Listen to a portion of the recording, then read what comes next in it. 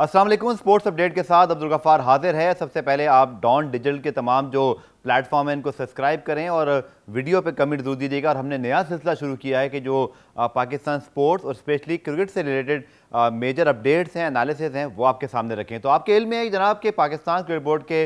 36वें chairman Ramiz राजा साहब, जो कि जावेद बरकी, अब्दुल हफीज़ कारदार और एजाज भट्ट के बाद से चौथे चेयरमैन हैं, जो कि पाकिस्तान के साबिक टेस्ट क्रिकेटर हैं। सबसे पहले तो उन्हें मुबारकबाद, बेस्ट विशेज़। आज उनकी जो प्रेस कॉन्फ्रेंस थी उसमें काफ़ी चीज़ें जो हैं उन्होंने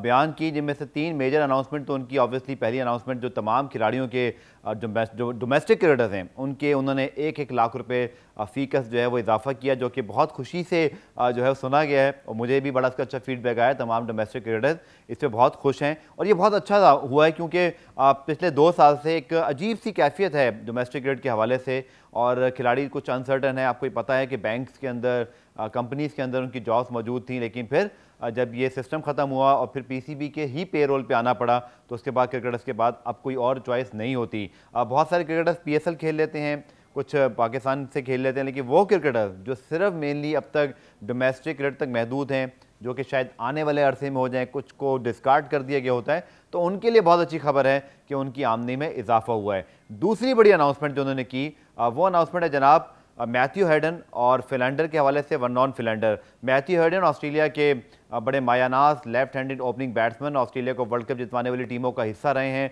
अपनी मेंटल टफनेस, अपने गेम के मेयार की वजह से, अपने स्ट्रोक मेकिंग की वजह से बड़े मशहूर रहे। और इसके साथ साथ वर्नॉन फिलेंडर जो हैं वो साउथ अफ्रीका के right arm fast bowling option, जिन्होंने टेस्ट क्रिकेट के अंदर स्पेशली आउटस्टैंडिंग बॉलिंग की। उनकी एवरेजेस, उनका जो स्ट्राइक रेट है वो दुनिया के बेहतरीन बॉलर्स में शुमार होता रहा है। तो जनाब इन दोनों की अनाउंसमेंट उन्होंने की और ख़ुद उन्होंने कहा कि जी बड़ी खबर ये है। वाकई बड़ी खबर थी, गो कि मुझे इसका इल्म हो गया था बड़े सरप्राइज़ जो है वो तरीके से। और मैं बता देता हूँ जनाब आपको कि मेरे एक इंडियन जर्नलिस्ट दोस्त हैं, उन्होंने मुझे बताया था, क्योंकि आपको पता है इंटरनेशनल जो प्लेयर्स होते हैं उनके थ्रू जो कनेक्शन आप करते हैं वो कुछ एजेंट्स होते हैं प्लेयर्स के या उनके मैनेजर्स होते हैं, तो वहाँ से ये बात इंडियन मीडिया तक पहुँची थी। और क्योंकि क्लैरिटी नहीं थी, लेकिन मैंने शायद रमीज़ राजा साहब ने आज हमारे एक सहाफ़ी दोस्त के साथ जिक्र भी किया कि आप व्हाट्सएप पे बड़े मैसेज करते हैं, तो मेरी भी सारी बातें व्हाट्सएप पे उनसे ऑन एंड ऑफ बात होती रही है। अब थोड़ी कम हो गई है, पहले तो भी शायद इतनी ज़्यादा नहीं होती थी, लेकिन अब चूँकि वो चेयरमैन है मैंने भी ज़्यादा मैसेज नहीं किए कुछ दिनों से। लेकिन रमीज़ राजा साहब को याद होगा, अगर वो वीडियो देख रहे हो या कल को उनको भेजें, कि मैंने भी उन्हें वर्नॉन फिलेंडर और मैथ्यू हेडन के हवाले से नाम लिख के भेजे थे कि मैंने नाम सुना है। बहरहाल रमीज़ साहब ने उसकी तस्दीक नहीं की थी, जो उनका राइट है, लेकिन मेरे इल्म में था ये कि दोनों की अपॉइंटमेंट होने वाली। खैर मेरा ख्याल ये था कि सिर्फ हेड कोच और बॉलिंग कोच आ रहे हैं, लेकिन फिर पीसीबी की प्रेस रिलीज के जरिए ये वाज़ेह हो गया कि मैथ्यू हेडन और वर्नॉन फिलेंडर की जो तैनाती है वो बेसिकली एज अ बैटिंग और बॉलिंग कंसल्टेंट बलतरतीब सिर्फ वर्ल्ड T20 के लिए हो रही है। और ये जो तैनाती है ये ज़्यादा से ज़्यादा फिर आपको पता है महीने के लिए होगी, जब तक वर्ल्ड T20 से पहले और उसके बाद या उस दौरान जब तक ये सारा मामला रहेगा। सो फिर हेड कोच कौन होगा, क्योंकि असल सवाल यही है कि मिसबाहुल हक और वक़ार यूनुस के जाने के बाद अब इस टीम को लीड किसको करना है। तो जनाब हम तक जो इत्तला पहुँची है वो यही है कि पाकिस्तान क्रिकेट टीम के साबिक क्रिकेटर और ऑब्वियसली बहुत बड़ा नाम, उनको मॉडर्न डे क्रिकेट का लेजेंड कहा जाता है, और फिर दूसरा के माहिर और दूसरा के इन्वेंटर उनको कहा जाता है सकलैम मुश्ताक साहब, जो कि न्यूजीलैंड सीरीज़ के लिए भी इंटरिम कोच मुकर्रर किए गए हैं। उनके साथ अब्दुल रज़ाक बतौर बॉलिंग कोच एसोसिएट हैं। सो हमें तो ये पता चल रहा है कि बहुत हद तक ये मुमकिन है, यू नेवर नो, वैसे पीसीबी में आजकल जो कुछ हो रहा है कोई नई चीज़ हो जाए, बट अब तक के मुताबिक जो चीज़ स्टैंड करती है वो यही है कि मिसबाहुल हक माइट बी सकलैम मुश्ताक, माफ़ कीजिएगा, Saqlain Mushtaq might be the head coach of Pakistan cricket team again interim role के लिहाज से वर्ल्ड कप के लिए होंगे। और फिर मैथ्यू हेडन और वर्नॉन फिलेंडर ऑब्वियसली उनके साथ बतौर कंसल्टेंट आके काम करेंगे। और ये बात किसी हद तक जो है वो उसकी एक कहते हैं ना, इट मेक सेंस, क्योंकि ऑलरेडी न्यूजीलैंड सीरीज़ और फिर इंग्लैंड सीरीज़ में तो सकलैम मुश्ताक होंगे ही अब्दुल रज़ाक साहब के साथ, तो वो जो बाउंडिंग है उनकी प्लेयर के साथ, वो जो जितना जानते हैं। अच्छी बात यह है कि हेड ऑफ प्लेयर्स डेवलपमेंट भी रहे हैं पिछले कोई 1 साल से, नेशनल हाई परफॉर्मेंस सेंटर में काम कर रहे हैं, तमाम जूनियर्स को जानते हैं, कोचेस के साथ उनका सिंक्ड हुआ है। प्लेयर्स की जो सिलेक्शन हुई है डोमेस्टिक में या आप शायद आई बिलीव कि जो इंटरनेशनल में भी हुई है, उसके हवाले से भी वो काफ़ी आगाही रखते हैं। तो पाकिस्तान को एक ऐसे ऑप्शन की ज़रूरत है जो मैथ्यू हेडन, वर्नॉन फिलेंडर और हमारे प्लेयर्स के दरमियान जो एक कम्युनिकेशन है और ऑब्वियसली बहुत कम टाइम के लिए वो आ रहे हैं, तो कोई शख्स ऐसा ज़रूर चाहिए जो यहाँ पर मीडिएट करे या पहले से चीज़ों को लीड कर रहा हो, चूँकि ऑब्वियसली सकलैन मुश्ताक चूँकि खुद ऑफ स्पिनर हैं, बहुत बड़ा नाम रहे हैं, मुझे लगता है कि उनकी तो वैसे भी ज़रूरत है पाकिस्तान को, क्योंकि वर्ल्ड कप हो रहा है यूएई के अंदर और हमारे पास चाहे इमाद वसीम हो, इसी तरह मोहम्मद नवाज़ हो, शादाब खान हो या मोहम्मद हफीज़ हो, तो हमें बहुत जो है वो स्पिन पे डिपेंड करना है। तो सकलैन मुश्ताक से बेहतर कोई ऑप्शन हो नहीं सकता, गो के मुश्ताक अहमद की खिदमत भी पाकिस्तान क्रिकेट बोर्ड ने हासिल की हुई हैं और वो इस वक्त अंडर 19 टीम के साथ कराची में काम कर रहे हैं। इसके साथ साथ अगर हम बात करें दीगर मामलात की, तो ओपनिंग बड़ी जानदार रही रमीज़ राजा साहब की आज प्रेस कॉन्फ्रेंस की, जहां उन्होंने खुलकर ये तनकीद की पीसीबी के तमाम मामलात पर कि चाहे डोमेस्टिक क्रिकेट हो, चाहे पिचेस का मामला हो, चाहे कोचिंग की अप्रोच हो, चाहे हमारे खिलाड़ियों का, वो बार बार एक वर्ड यूज़ करते हैं जीपीएस, कि जीपीएस को सेट करने की ज़रूरत है। तो उनकी बातों से तो मुझे अंदाज़ा लग रहा है कि वो शायद अभी फौरी तौर पे तो नहीं, बट वर्ल्ड कप के बाद जब थोड़ी डस्ट सेटल हो जाएगी, मुझे लगता है कि वो फिर अपने शॉट्स खेलेंगे। ये तो अभी जो अपॉइंटमेंट है ये सब तो करनी ही थी, वर्ल्ड कप सर पे था, ये अपॉइंटमेंट करनी पड़ी आपको, क्योंकि आप अपने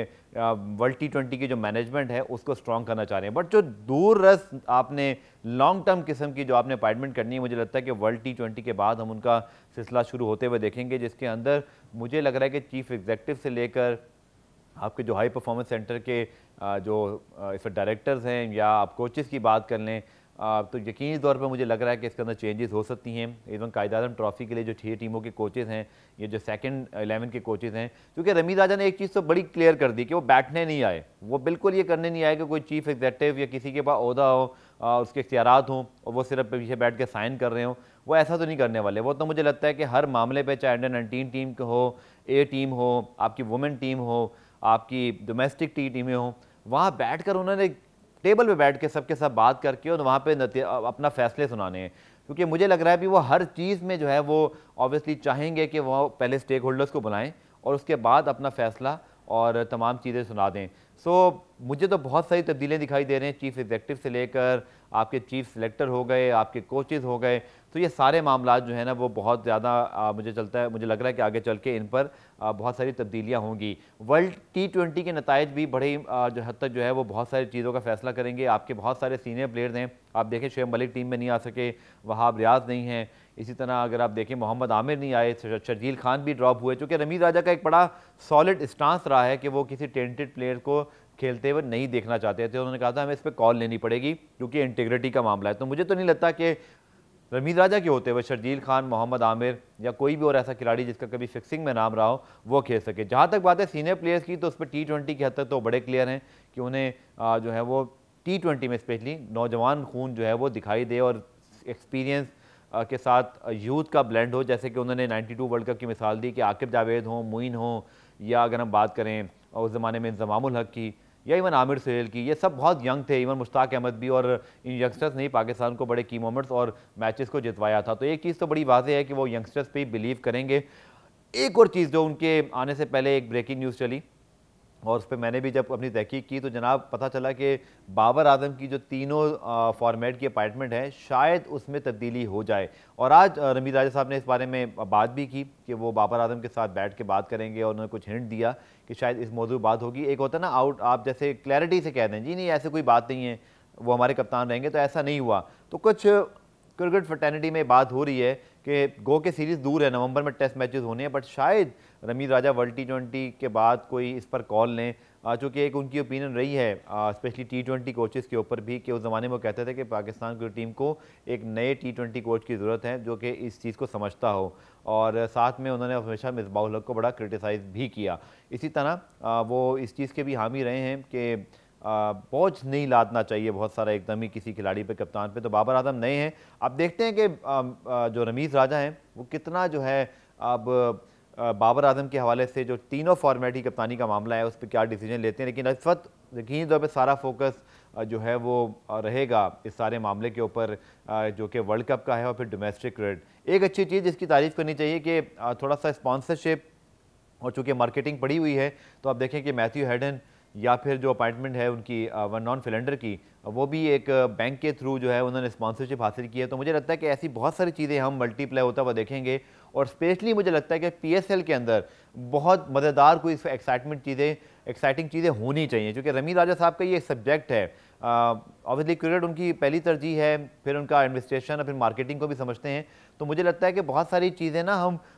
PSL में कहते हैं ना, PSL में आपको वैसे ही पता है वो एंटरटेनमेंट है, खुल के मुझे लगता है खेलेंगे वो यहाँ पर, और फ्रेंचाइज के साथ मिलकर जब बैठेंगे तो बहुत सारी चीज़ें जो है वो तगड़ी होने वाली हैं। और देखते हैं कि अब उनकी जो अपॉइंटमेंट है वो किस तरह जो है वो अच्छी प्रूव होती हैं। एक चीज़ की बहरहाल मुझे भी समझ नहीं आई कि 40-45 दिन पहले दोनों कोचेस का ये कह के घर जाना कि हम जी रेस्ट करना चाहते हैं, ये मेरी समझ से बालातर है। या तो उन्हें कहा गया या फिर उनको लगा ऐसा कि वो फारिग किए जा सकते हैं, कुछ ऐसा ज़रूर हुआ है। मुझे नहीं लगता है कि किसी दबाव के बगैर मिसबाहुल हक या वक़ार यूनुस गए होंगे, लेकिन उनकी जगह फिर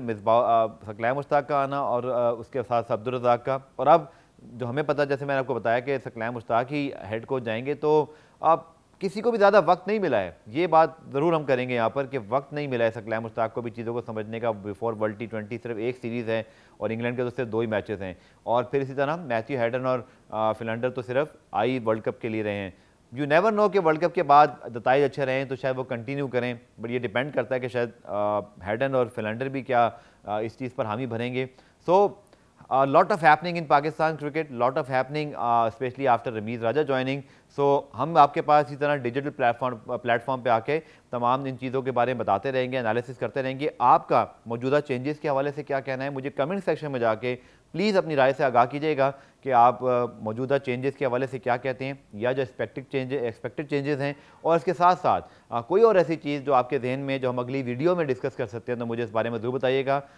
फीडबैक ज़रूर दीजिएगा, चैनल को सब्सक्राइब भी करें और बेल आइकन दबाएं ताकि आपके पास तमाम जो वीडियोज़ हैं डॉन के प्लेटफॉर्म से मिलती रहें। आपका बहुत बहुत शुक्रिया। अस्सलाम वालेकुम।